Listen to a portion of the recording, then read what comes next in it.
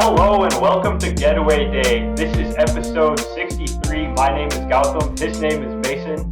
And today we're going to be getting into some of the teams in the middle of the pack in the standings right now. We've talked a lot about the best teams, the Mets and the Yankees. We've talked about some of the worst teams in the league, the Cubs and the Reds, among others. But this time we're going to do a deep dive into kind of some of those teams that are right around 500 at this point and try to identify whether they'll be in the playoff hunt as we move through into the second half of the season, and then right when it gets to crunch time, are these pretenders or are they actual contenders?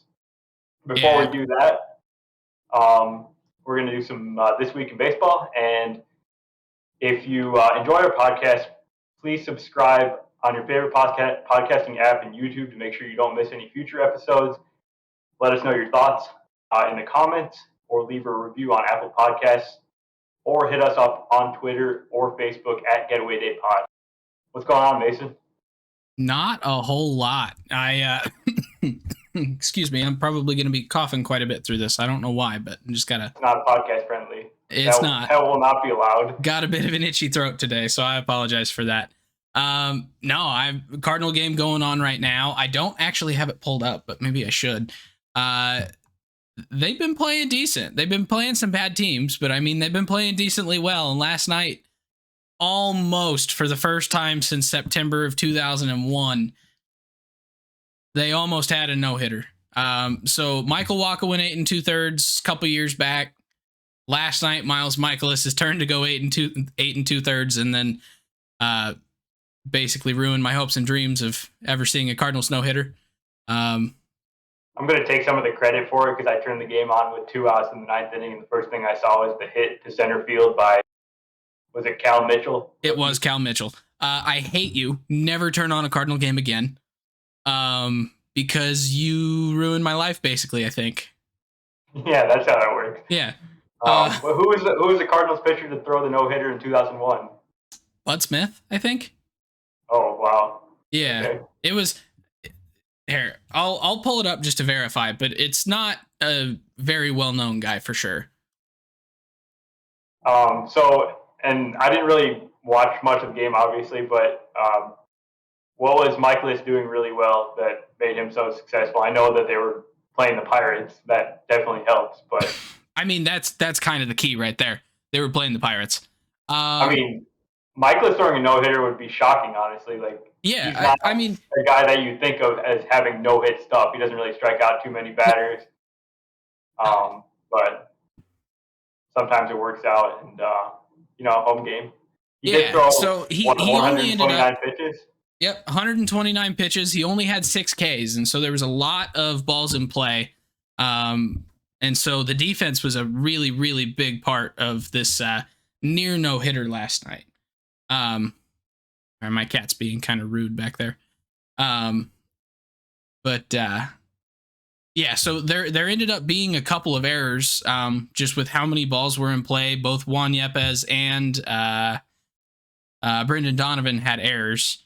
And that actually allowed the Pirates to put a run up on the board because Brian Reynolds, I believe, reached on an error by Brendan Donovan, which was a throwing error. And then there was a fielding error by Juan Yepez that allowed him to end up getting to third. And then Daniel Vogelbach ended up coming up and just put a ball in the dirt and scored Reynolds because he's a pretty quick dude. So, so game ended up being 9-1. Michaelis did not finish it. He came out after Cal Mitchell got that hit to dead center. And people on Twitter are furious at Harrison Bader for not making that catch. And I get it. I wanted to see that no-hitter. But the entire team was playing in because Cal Mitchell's not exactly a power guru. And so they're trying to keep a bloop hit from happening. And so the ball starts going up over Bader's head, and he's got to run back on it. And he just got benched this week for not hustling out a fly ball. So people think that he wasn't hustling last night. He went full on out trying to get that ball, jumped about 2 feet up and just still couldn't reach it. And so he's getting a lot of unfair hate, in my opinion.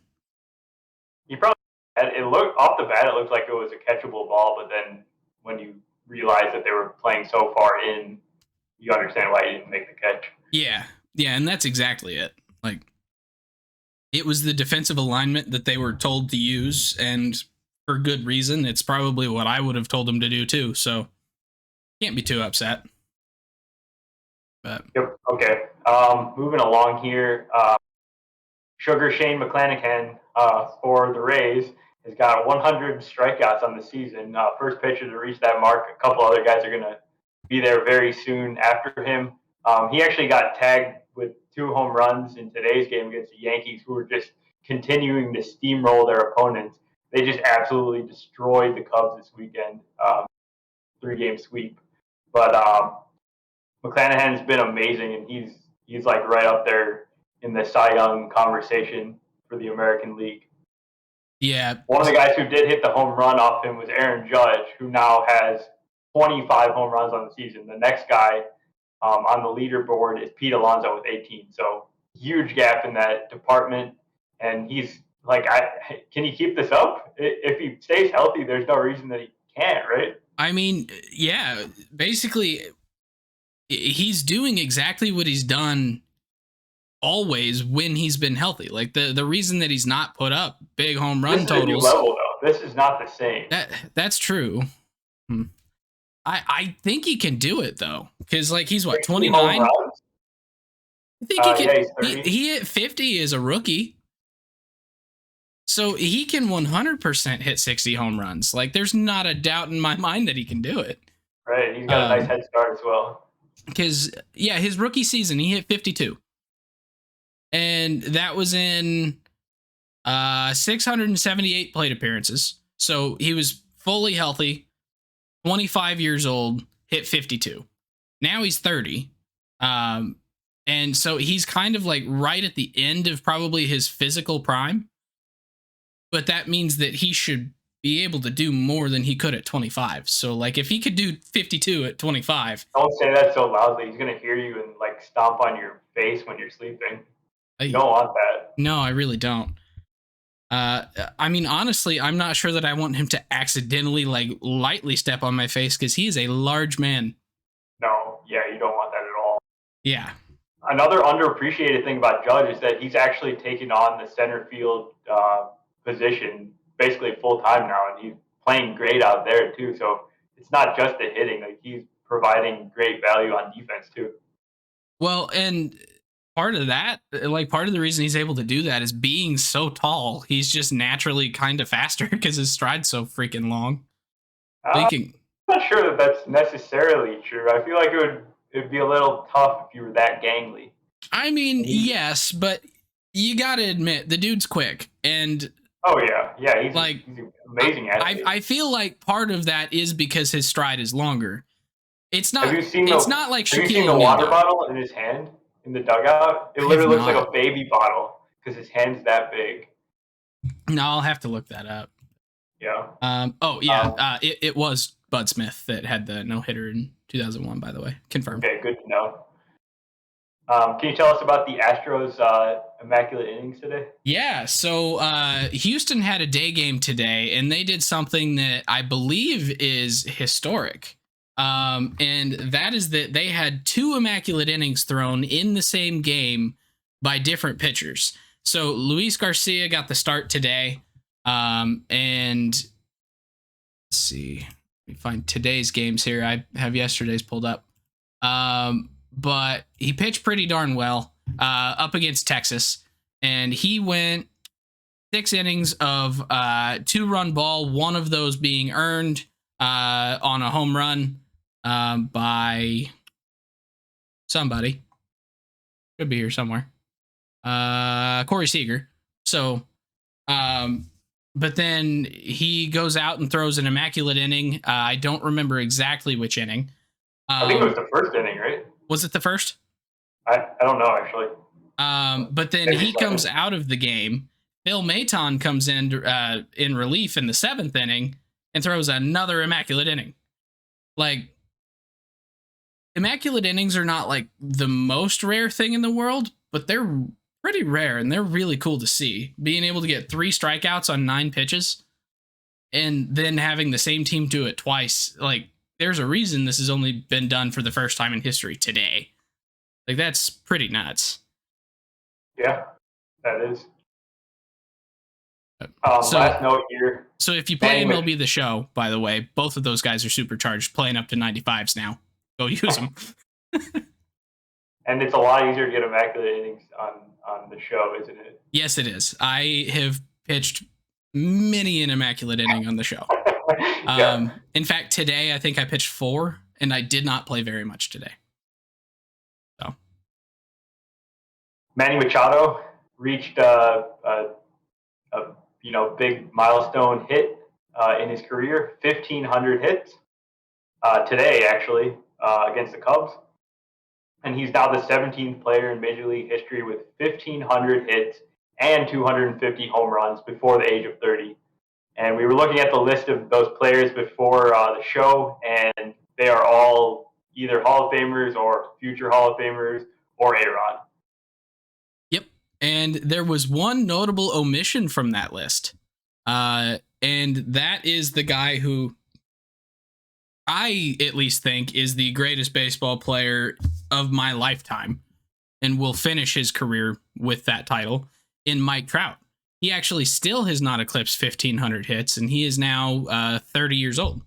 So even though he's at 321 or 26, I can't remember, home runs, he does not make that list. So that's something Manny's got on Trout. So Manny, greatest player of all time? Definitely the most durable player of this kind of decade or so, right? He's played more games than basically anyone in the last 5 years or so. Yeah, and that's what held Trout back, basically, that he's been injured, and then pandemic season. If he had been healthy the whole time like Machado, then he easily would have reached the mark as well. There are only 3 seasons, excluding this season, because we've only played 61 games so far, or 65-ish. There are only 3 seasons in Machado's career that he did not eclipse 155 games played. 150 games played, because last year he played 153. So we'll go with that. That was 2020, where he played all 60. It was 2014, where he played 82. So that one, he was injured about half the season. And then 2012, his debut season, he came up and played the last 51 games. So he's only had 1 season where he's not played basically every day. So, but he's not Johnny Hustle. He's not Johnny Hustle, but he is Cal Ripken. That's right. One more note, actually, that we don't have listed here, but last week I said the Angels wouldn't win another game and the Phillies wouldn't lose another game before we talked again. That has not been the case. But the Braves have not lost since we talked last week. They're now on a 13-game winning streak, and they've actually put themselves out of the range of the teams that we're talking about today, because now they're more than 5 games over 500. And they've kind of closed the gap there with the Mets, and maybe it'll make things a little bit more interesting in that NL East. So they're now just 5 games behind. Yeah. And they've positioned themselves right now, and granted, like I said, we're only 63 to 65 games into the season, still about 100 to go, but they've positioned themselves in that first wildcard spot. Or, second wildcard spot? I get really confused now when I'm looking at this. Okay, so San Diego has the first, Atlanta has the second, and so everyone else is going for that third spot now. So yeah, right. They've been playing phenomenally. They've also played some of the absolute worst teams in the league for the last couple of weeks. That's true, but no matter how bad teams are, like the fact that you go and rip off a 13-game winning streak is really incredible. And now they're in striking range, and they've got tons of head-to-heads against the Mets. So it's definitely still up in the air. They're only 5 games back. Yep. So the rest of the division, a little less there in the race, but Really, the only team you could say is completely out of that race, though, is Washington. Yeah. So, And we're going to talk about the Phillies and the Marlins coming up here. So, what do you say we get started looking around the entire league? We'll start with Boston. can I just make one more really brief comment? I won't talk much about it, but I just want to brag that Yachty has another record in the Major League record books for most putouts by a catcher. So, not the most telling record by any means, because just means that he's caught a lot of strikeouts, but I mean, still. aren't those most of Yachty's records? They're just about him being old. Yeah, but I mean, other catchers were old, and he's passing them. Yeah, he's the best at being old. Yeah. Yeah. Still a record. So it's all the same record, basically. Still a record. Okay, fine. All right, so Boston. So Boston, what's their record right now? Boston's record is 33-29. They're fourth in the AL East, 12 and a half games back of the New York Yankees, and they currently hold the final wildcard spot, even though they're in fourth place in their division. Yeah. So obviously they're playing in that stacked division. There are three stud hitters: JD Martinez, Xander Bogaerts, and Rafael Devers. They've all been just superstars this season. You can't fault their play whatsoever. And their pitching has been surprisingly better than I would have expected it to be. But their bullpen's a major issue to this point in the season, and that's definitely hurt them quite a bit. Yeah.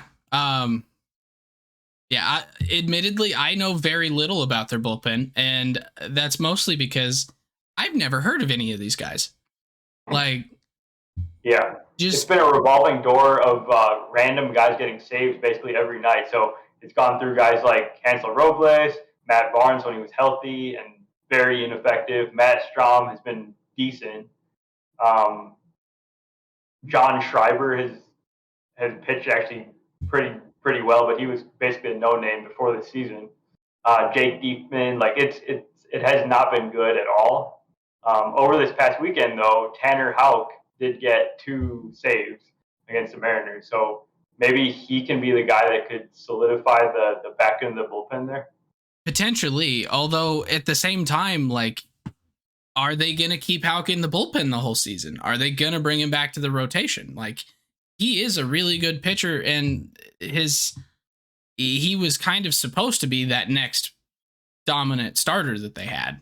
I think he kind of struggled with that a little bit earlier this year, didn't he? And that's why he got moved back to the pen. A little bit, but I feel like they didn't really give him a shot, and they just kind of moved him into multi-inning. Yeah, I mean, he's only got 4 starts in the season, so he's not got a very good shot. But no, I kind of like the idea of making him the closer though, because maybe those sliders will really play up when he's just pitching 1 inning at a time, and they really need some stability back there because it's been brutal to see them just waste away games when they get good starts and pretty good offense. It's a solid team overall. Yeah. I will say there's one guy in their rotation that's been pitching really, really well that I'm very concerned is not going to pitch very, very well for much longer, and it's Michael Wacha.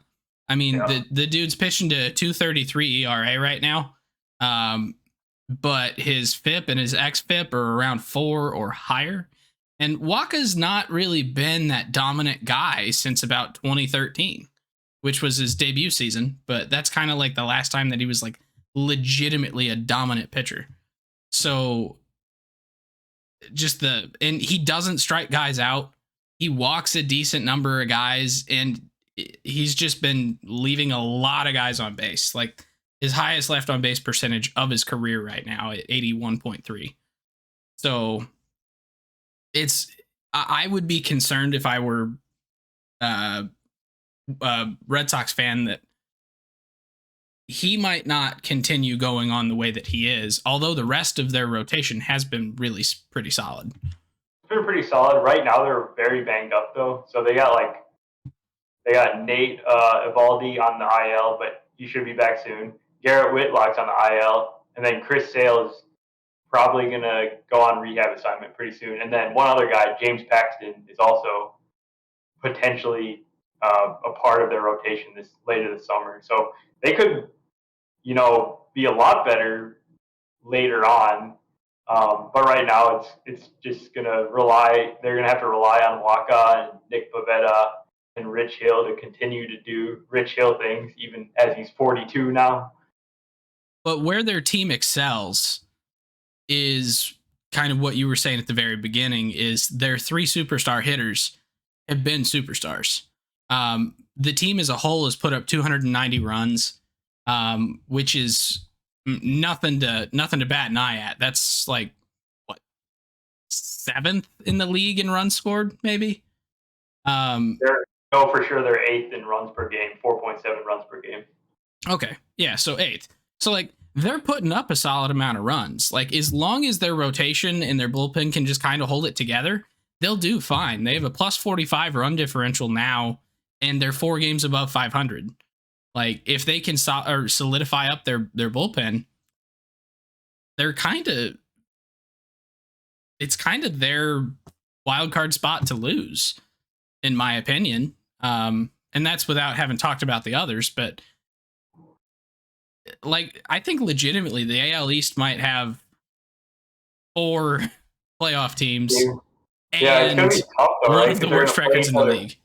They're gonna play each other head to head so many times. It feels like one of those teams will fall out of it, but I could definitely see the scenario where all 4 of them make it. Yeah.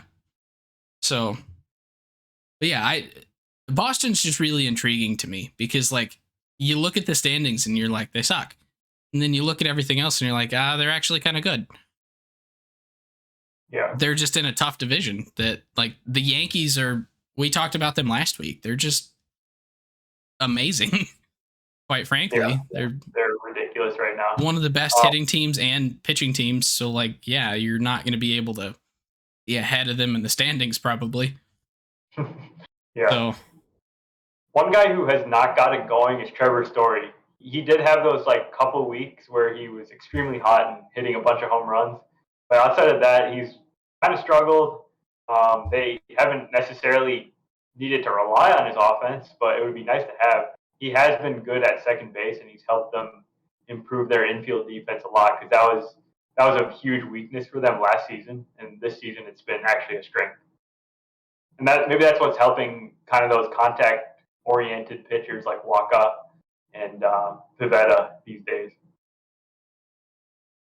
Yeah, so I'm looking at Story's numbers here, and it's kind of weird to me because like his average has been terrible the whole season basically. And in April he had a 224, in May he had a 218, in June he's got a 209. So his average has just been awful the whole time.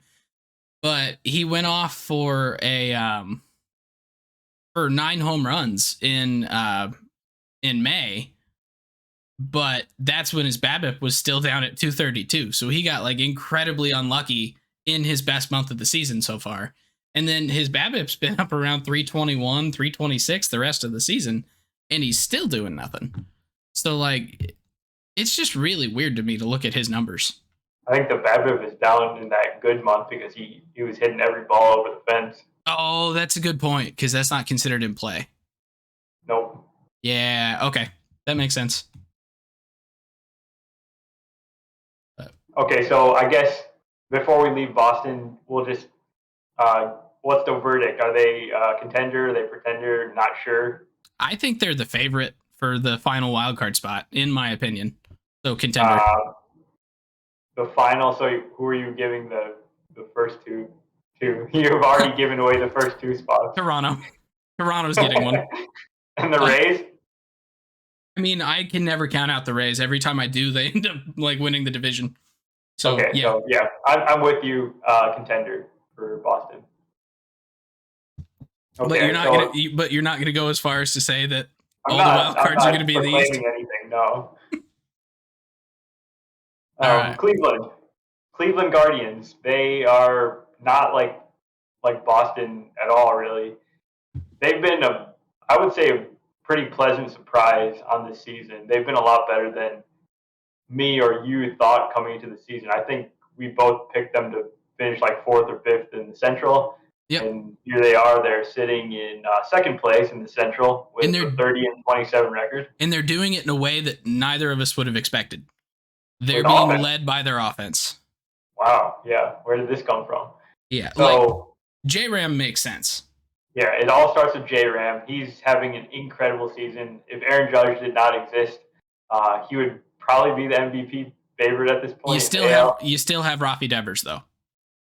You do. Like, there's definitely good candidates, but he's right up there with them. 16 home runs, 3.5 fWAR,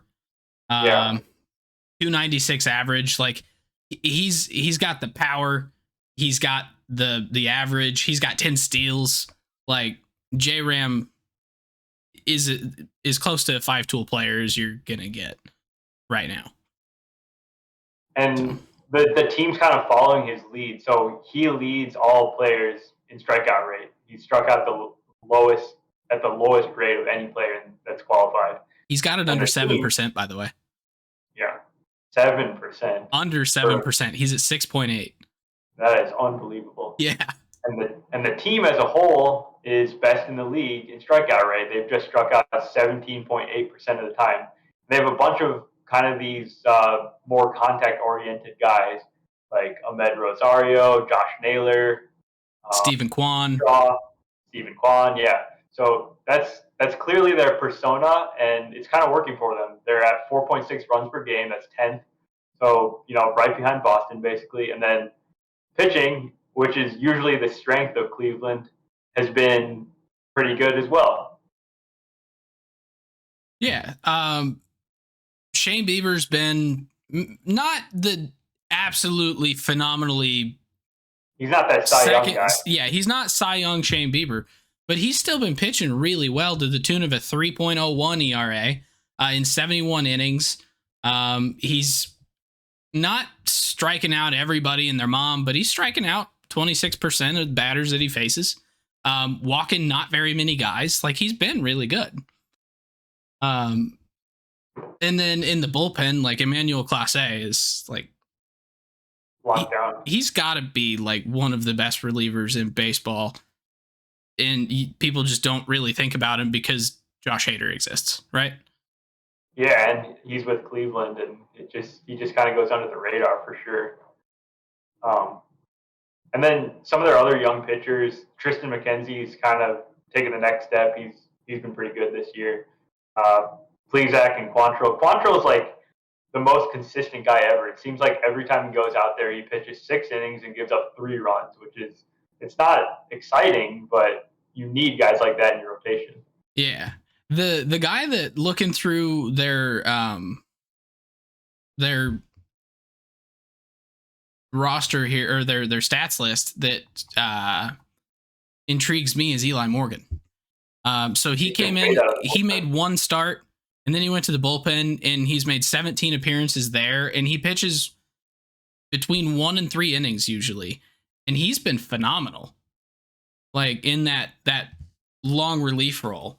In a 182 ERA, he's got 38 Ks in 29 innings. Like, for a rookie that, like, I don't know if they knew what his role was going to be. I think they hoped he was going to be a starter, but they found a role for him that is awesome. And if any of their starters just end up not being right that day, they go to him. Yeah. Like, and speaking of the starter situation, I'm wondering, could Cleveland actually go out and trade for a starter at this trade deadline? They have tons of prospects. They've got a great system. They seemingly need another guy to kind of upgrade over like the Plesac or the Connor Pilkington or whatever. Like, they need another starter.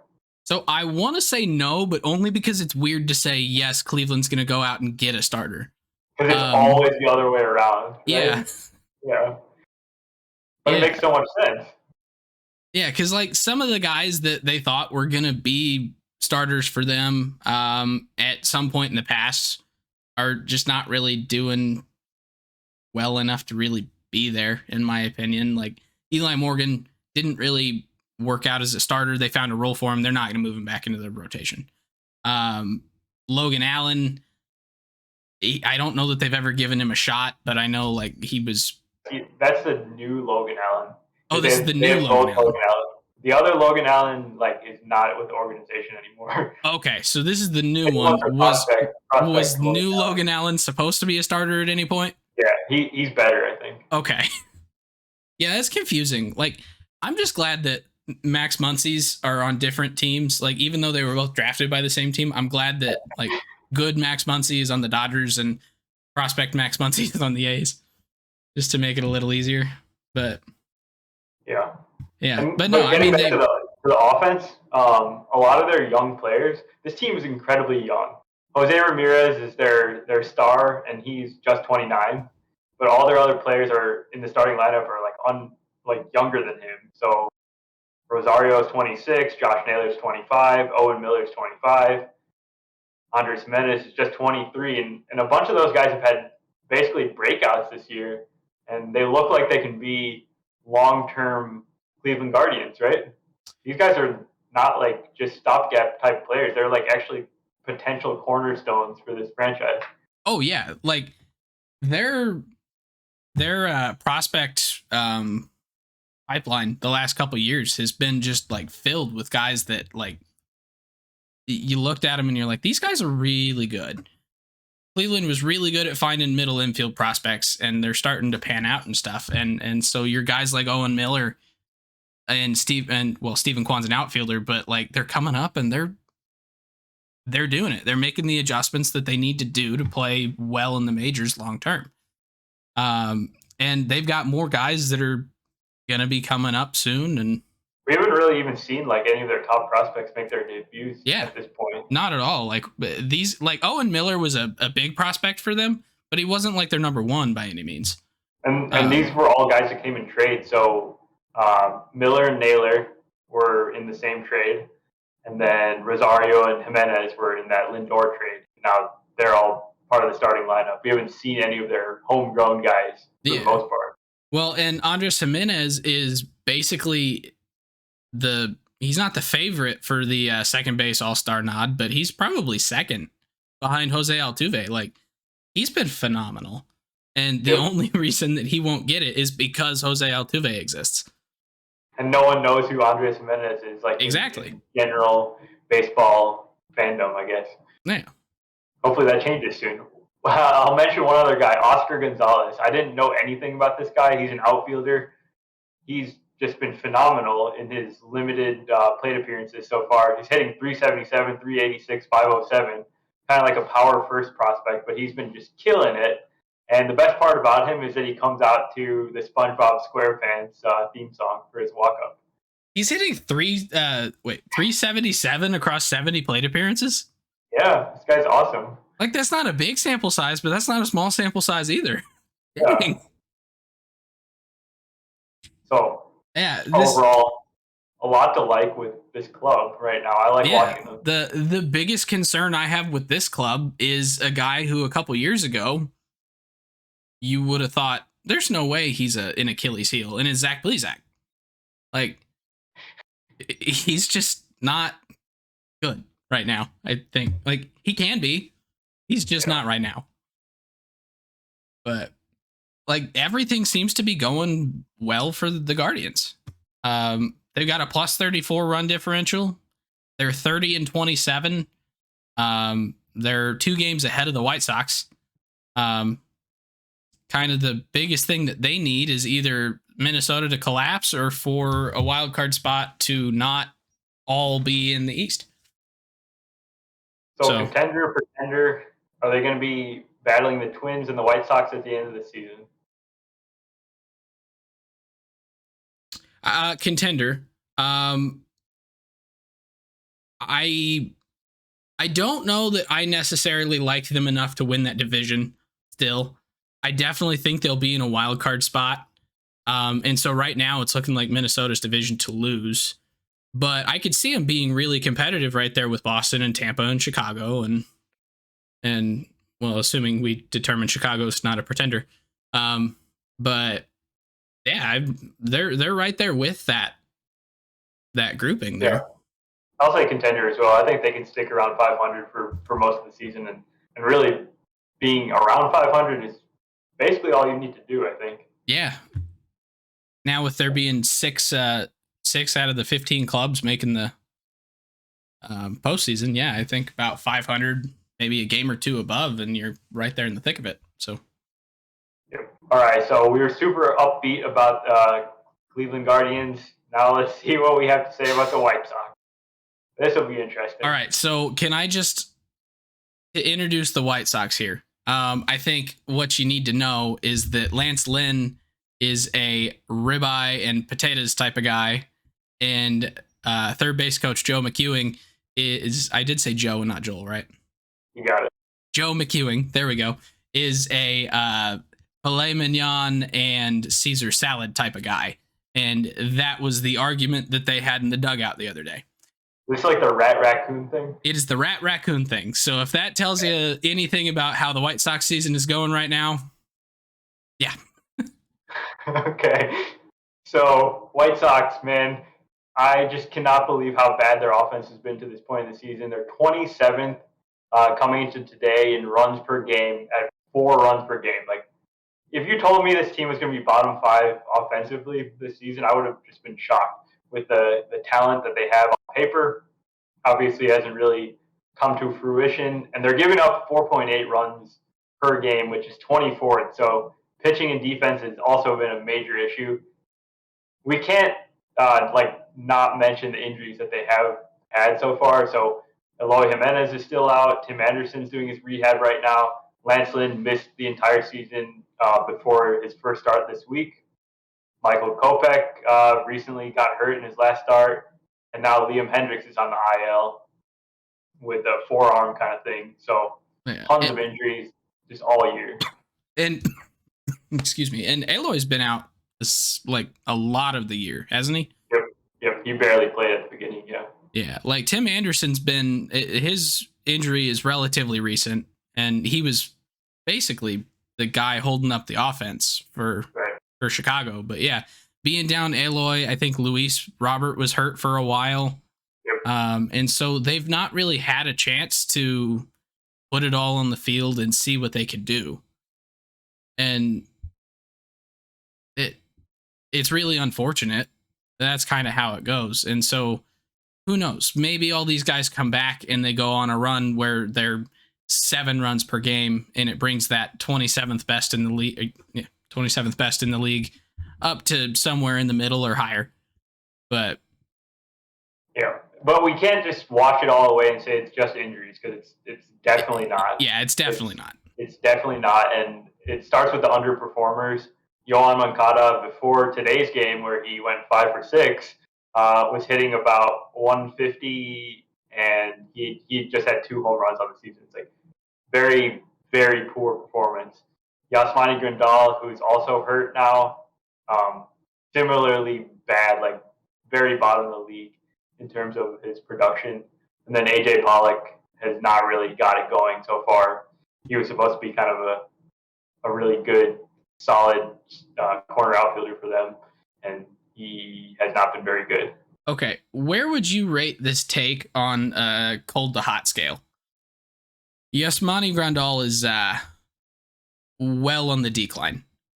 And I say that because last year he was insanely good. He was only hitting 240, which I guess, to be fair, 240 is pretty good for him. He was insane last year. He had so much power.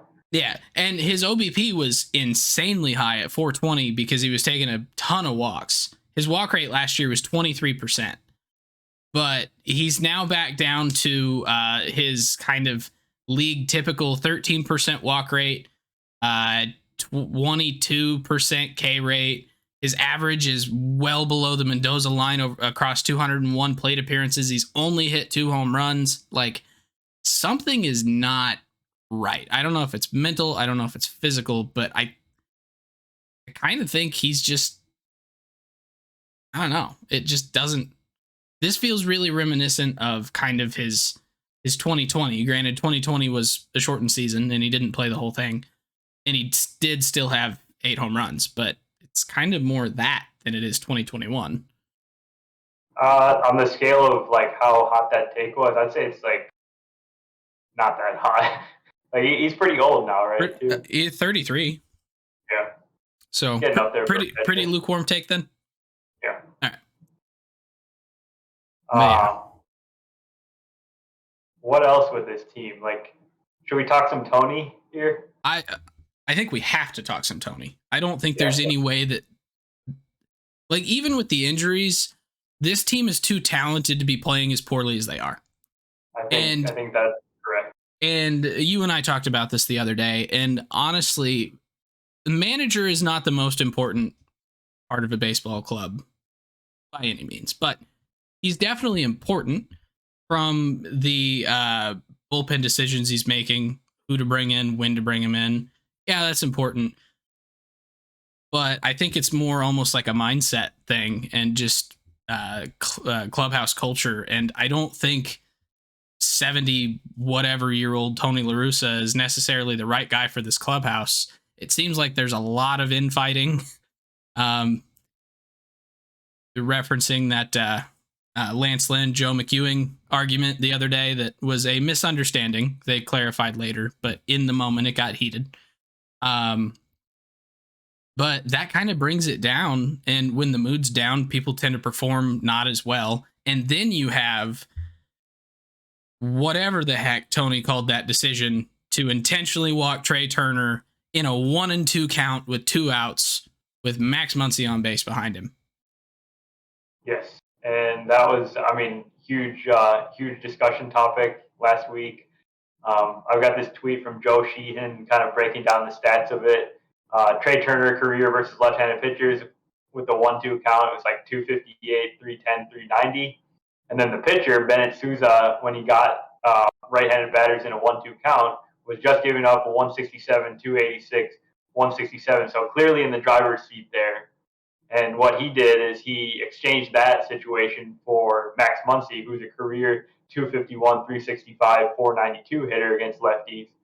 And then Souza, who actually has terrible splits against left-handed pitchers, reverse splits basically, where he gives up 300, 389, 367. That was a lot of numbers, but long way of saying that he gave up a clearly advantageous situation for a worse one, and he paid for it because Muncy hit a 3-run bomb there.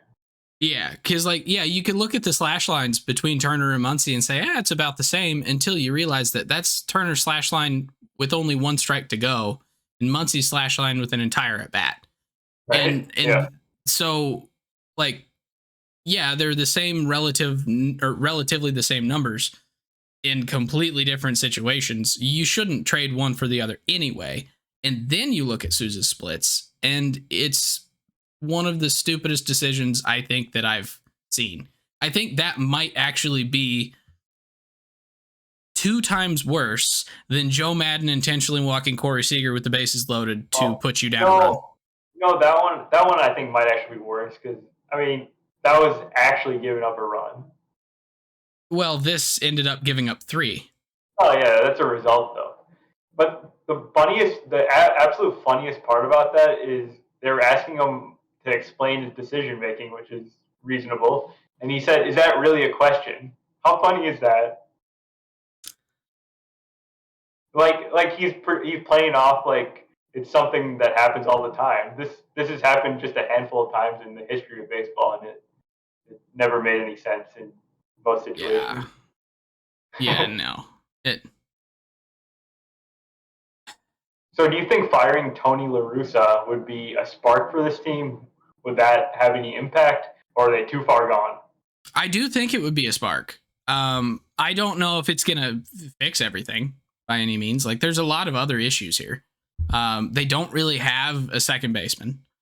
And like Josh Harrison's not the answer there. Sorry, bud, but kind of over the hill, not very good at hitting, not really the best defender. Like, give literally anybody else a shot.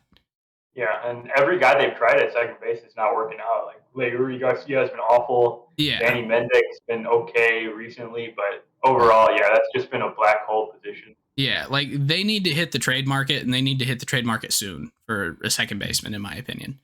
But like between that the injuries and Tony. Like, that's why they are where they are.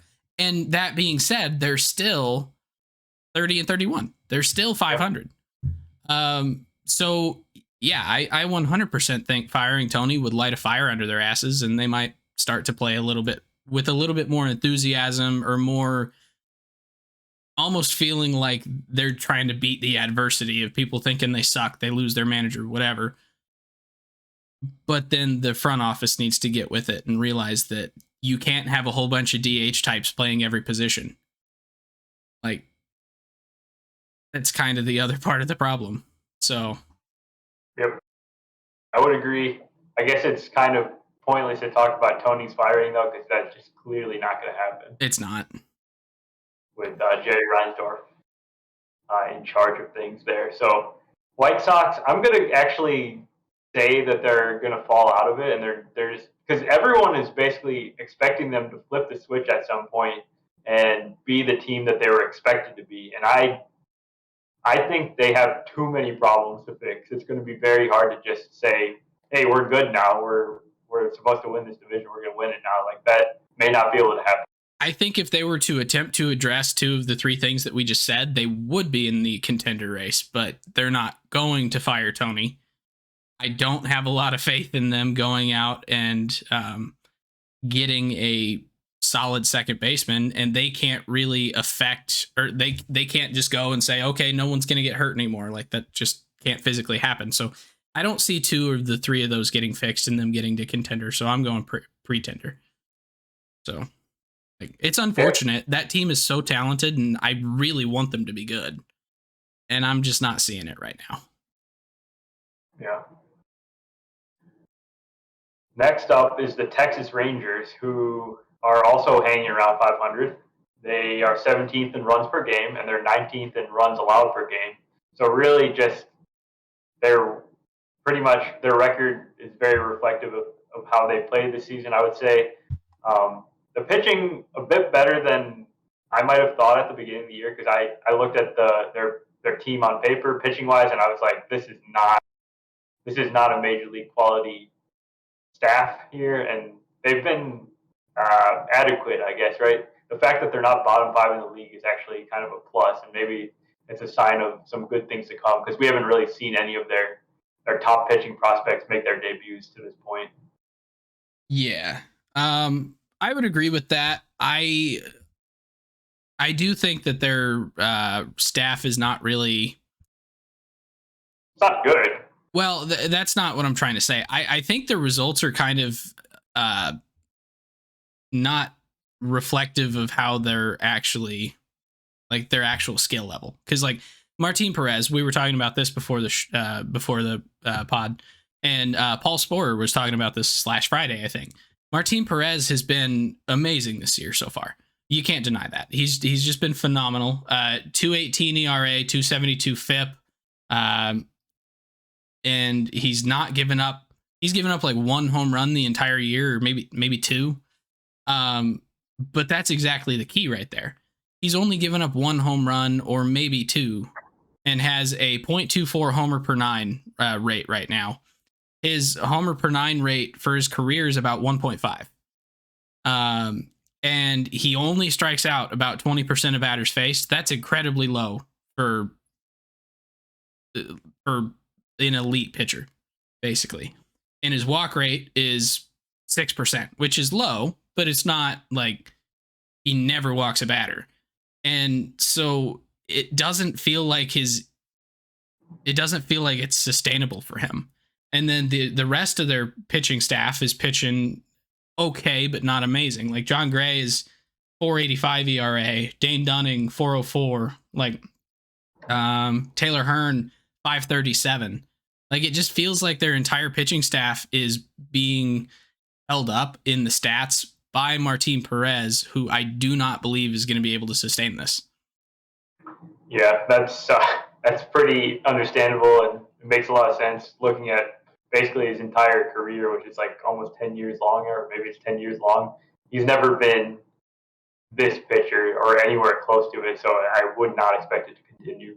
Yeah. Let's talk about their offense here. So Marcus Semien, Corey Seager, they've been pretty disappointing overall. I'm guessing things are going to get better for them. It's probably just the adjustment period with their big contracts there. But outside of those guys, they have had some solid performers. Adolis Garcia, Cole Calhoun, Jonah Heim has looked like a legitimate major league quality catcher.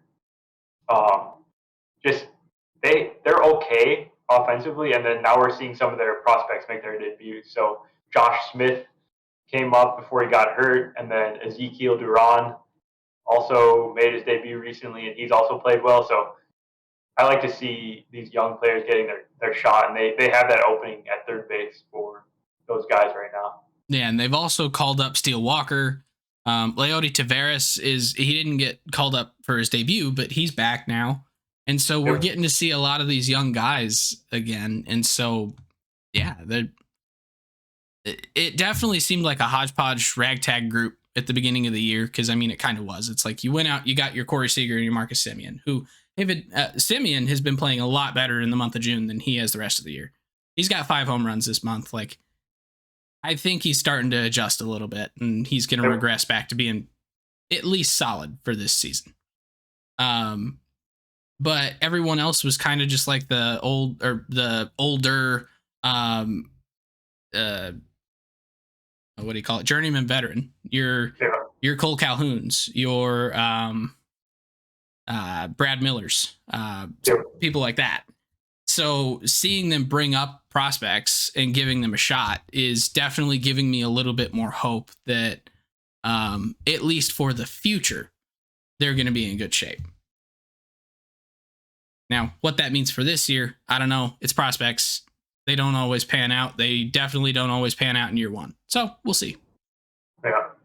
Yeah. I have a tough time understanding if what we're seeing right now is going to continue. I would think that they might fall off a little bit as the season goes along. I don't really see them playing into the playoff race much, but I do kind of like the general direction where they're going. Agreed. And then the two really good pieces for their pitching staff, though, that we haven't mentioned yet, is that both Jose Leclerc and Jonathan Hernandez are now on rehab assignment. Leclerc went on rehab assignment starting about 3 weeks ago. He moved that to AAA about 2 weeks ago, and he's been pitching there since. Jonathan Hernandez last week went to AAA.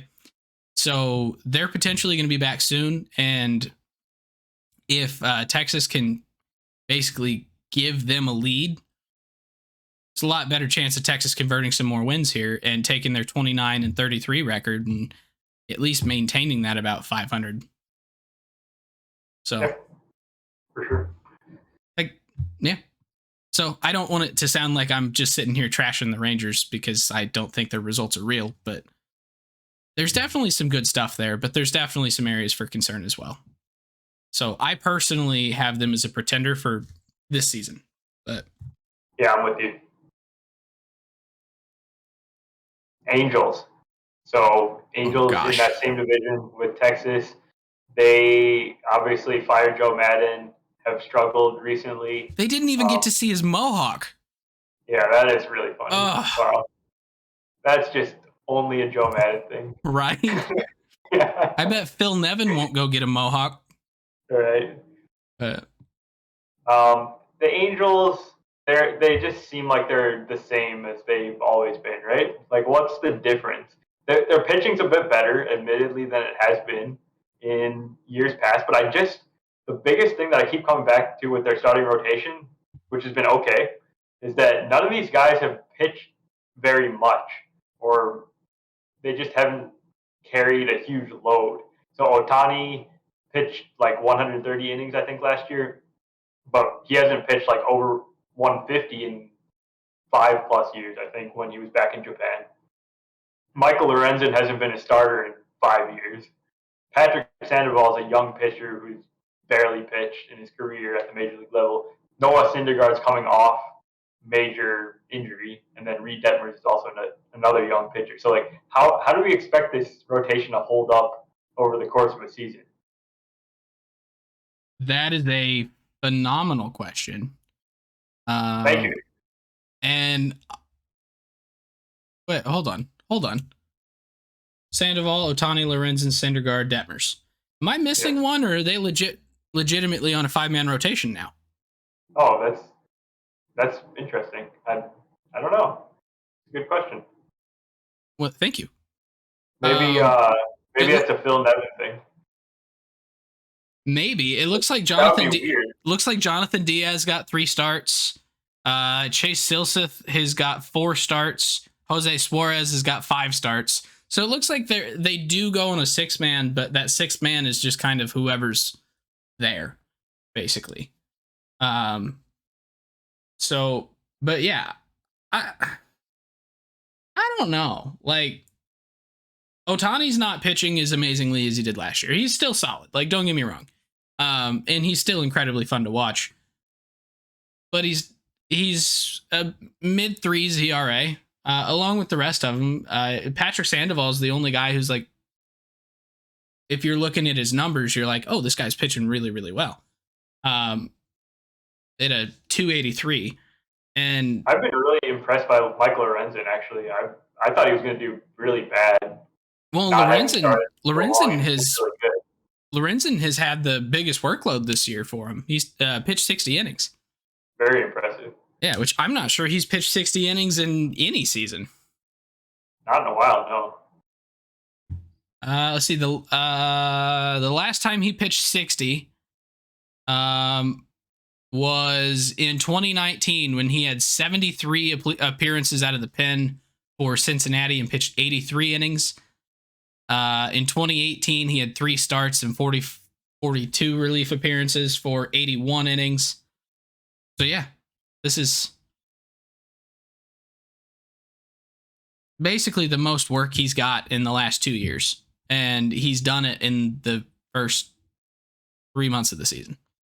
So I don't know how his arm's going to hold up, because he's just not done it.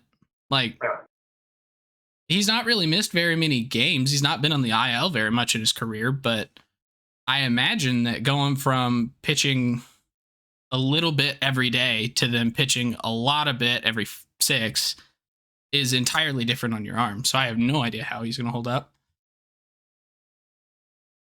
Detmers, I think, is growing on the job. So I don't really have very many concerns with Detmers. But from a workload perspective, like, they got to fill those innings somehow, and it's going to be tough as the season continues to. Yeah, that's where I think it's going to be key for Phil Nevin to find a 6th man. If it's Jose Suarez, if it's Chase Silseth, he's just got to find somebody to help eat innings, because these guys are not proven in their longevity. So, offensively, let's just quickly go through them. I think we've talked about them quite a bit here. So, like, it's basically just dependent on their stars being available to them. So Trout, Otani, Rendon. Yep. Those guys just play well, then they should be okay offensively as a whole, I'd say. Yeah. And agreed. And there's not really a whole lot to add to that. I guess what I will say is, so the Angels are 15th in the league in batting this year, and they're 17th in pitching. So, like, where they're ranking statistically basically says that, yeah, their 500 record being right in the middle of the pack makes sense. Their 14-game losing streak makes a little less sense, but that's also what dragged down their numbers to where they're at now too. So, but in my opinion, there's no recovering from that streak that long. So I'm going to say that they are also a pretender, and we're going to sadly not be able to see Otani and Trout in the playoffs.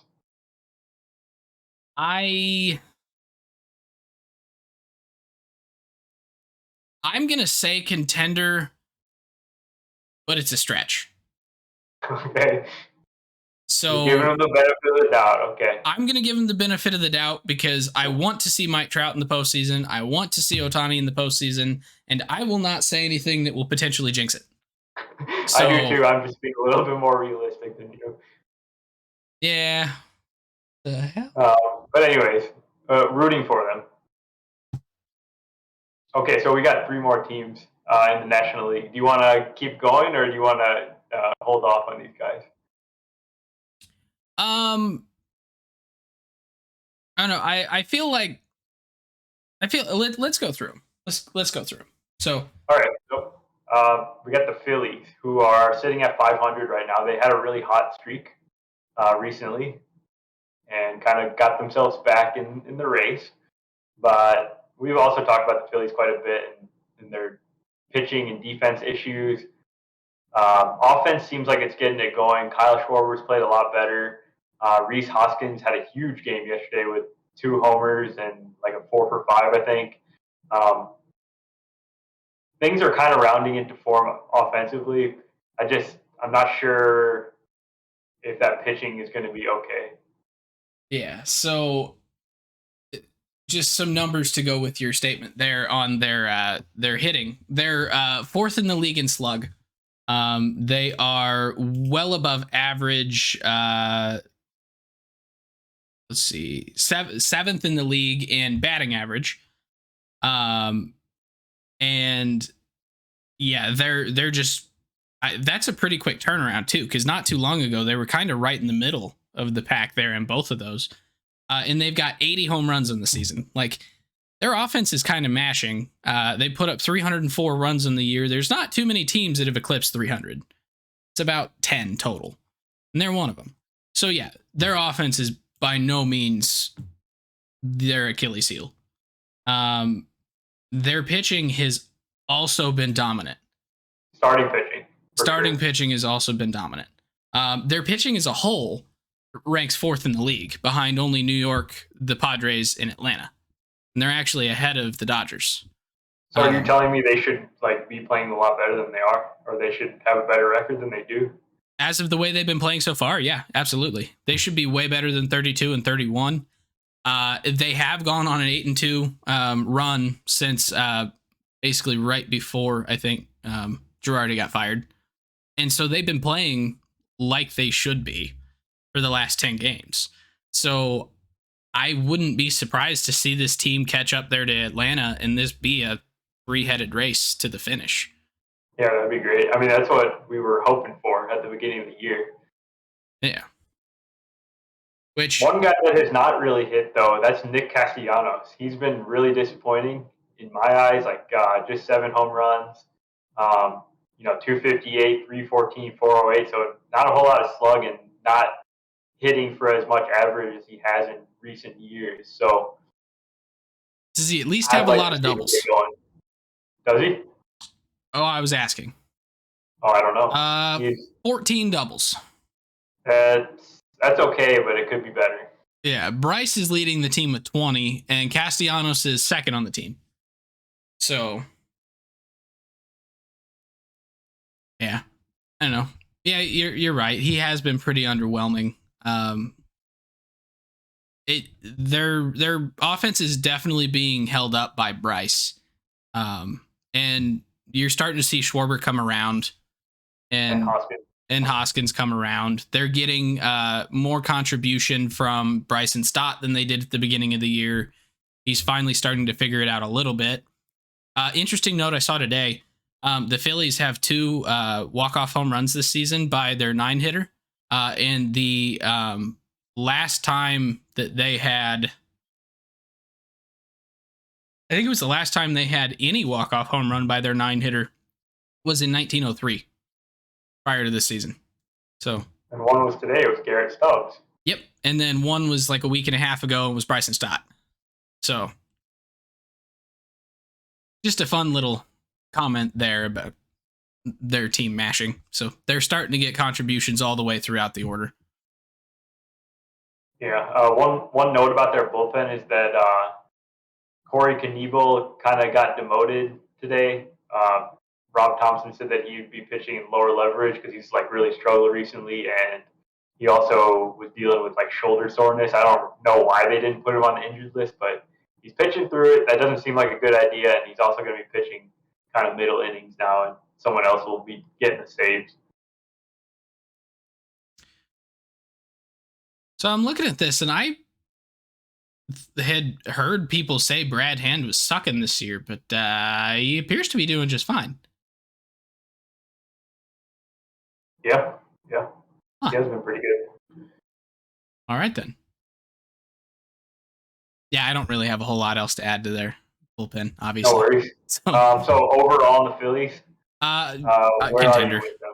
I'm contender. I think they're going to go on a hot streak here. They're in a hot streak here. I think they're going to continue to play well, and then they'll even off a bit, but I think they'll be able to maintain that 500 or better. So, yeah, I'll say contender as well. Okay, so moving along to the Marlins. The Marlins are sitting in fourth now in the National League East. They've got a 28-33 record, so they're like 12 games behind the Mets. This team kind of pitching focused, and their pitching's been pretty good, led by Sandy Alcantara, who's been just amazing this year. Like he is just going out there pitching mega numbers of innings. He's already up to 91 in the third inning so far. He's got a 168 ERA. It's like the dead ball era or something. But yeah, they're not like scoring enough runs for him though, and that was always our concern with this team, that they just would not have enough offense. We like the moves that they made in the offseason, bringing in Jorge Soler, Avisail Garcia, who's been miserable to start the year, but just as a bunch, they don't score enough runs to support the pitching staff. Yeah, which is kind of odd. Just if you're looking at the team leaderboards, team stats leaderboards, and then you hear that comment, it's odd because by WAR, they're the 10th best hitting team in the league. But they've really only got a handful of guys that are able to drive in those runs and score runs even, and that's mostly behind Jazz Chisholm and Jesus Aguilar and Jorge Soler, really, and that's about it. Like everyone else is like just not playing well at all. Like I don't know, they have 6 guys with 20 or more RBIs, which at this point in the year, I feel like that's not enough. They have 6 guys with 20 or more runs scored. That's not enough. They do steal a lot of bases. They've got 39 steals on the year. They're, I think, 6th or 7th in the league. Every time he gets on base, he's going so great. Yeah. Yeah.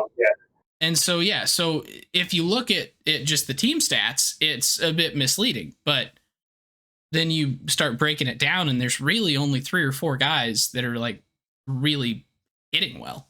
And so, yeah, it's hard to put together a bunch of wins and a bunch of runs for guys like Sandy Alcantara, Pablo Lopez, when there's only 3 guys that are really doing anything. So that brings up a question that I just thought of. I never have faith in what the Marlins organization does transactionally, and I don't know if they're going to try to push their chips in and maybe try to get another hitter at the trade deadline, or are they just going to sit back or even sell?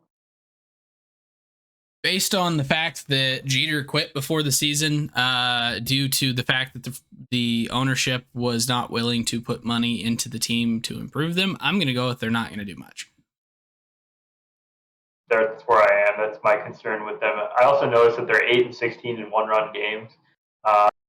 Apparently, they have terrible numbers offensively in the 7th through 9th inning. So, if you want to talk clutch factor, this team does not have it, and their bullpen's not that great either. So, yeah, I could see them if they have like a rough stretch here selling, and then I could also see them kind of playing a lot better than they have, and maybe sort of half-heartedly going for it at the trade deadline.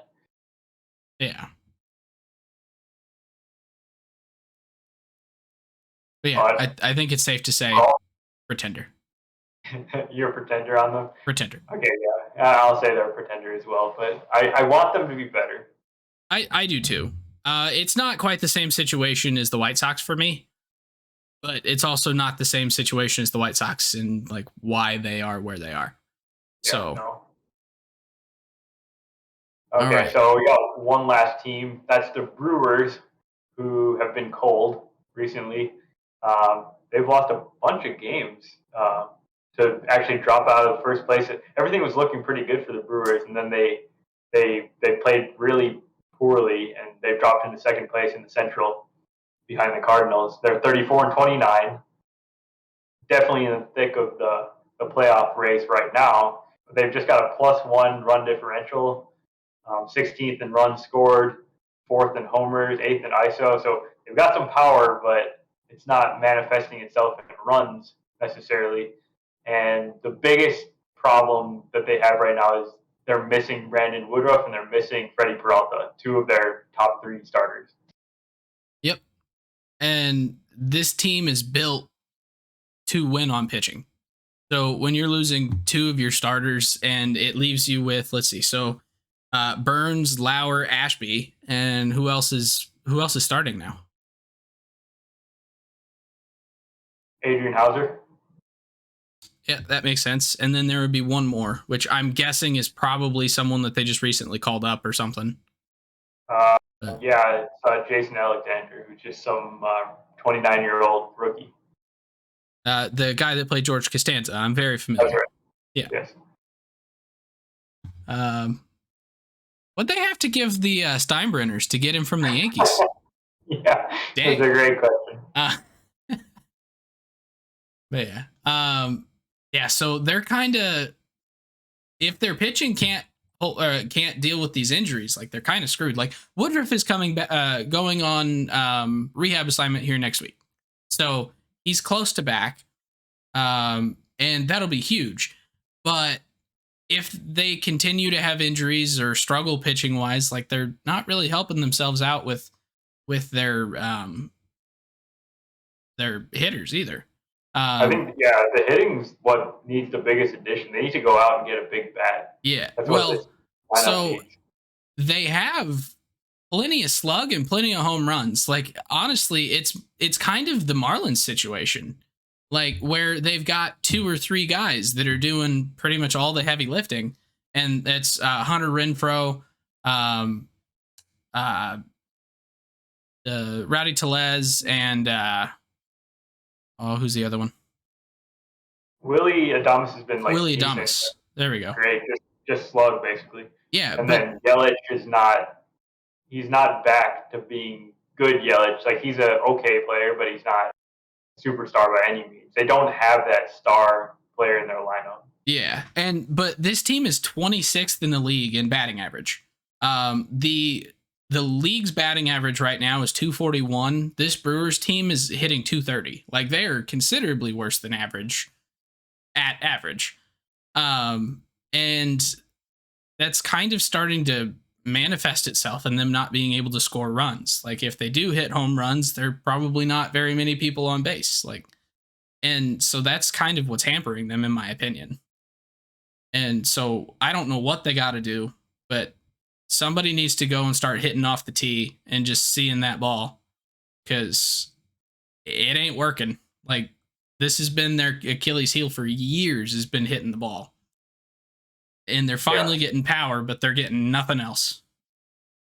So maybe next month, or probably next month for sure, we'll be getting into who could be a fit for the Brewers to help their offense on the trade market. Yeah.